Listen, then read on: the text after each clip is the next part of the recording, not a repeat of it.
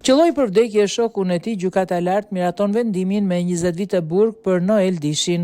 Gjykata e lartë ka miratuar dënimin me 20 vite burg për Noel Dishin, i cili në janar të vitit 2020 vrau me 3 plumba shokun e tij, Wilson Tafçiun, në zonën e Astirit në Tiranë. Shkalla e tretë e gjyqësorit kishte marrë në shqyrtim një rekurs të kryer nga Dishi, i cili njihej edhe me emrin Noel Koloveri dhe Miklon Prifti. Ky i fundit kundërshtonte vendimin e apelit, pasi kjo e fundit i arriti dënimin nga 16 në 20 vite. I pandehuri Noel Dishi kishte pranuar gjykimin e shkurtuar, ku dënimi prej 20 vitesh i zbret në 13 vjet e 4 muaj burg.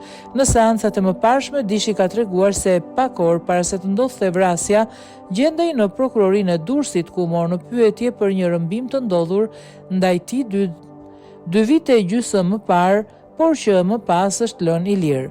Pas dëshmisë është telefonuar nga shoku i tij, Wilson Tafçiu, dhe e kanë lënë të takohen në Astir. Mes shokëve ka lindur një debat, ndërsa viktima e ka kërcënuar se do ta mbyllte në bagazh të makinës dhe do t'ja bënte më keq se ata që rrëmbyen. Në këtë moment Dishi e ka qelluar me pistolet, duke lënë të vdekur në vend.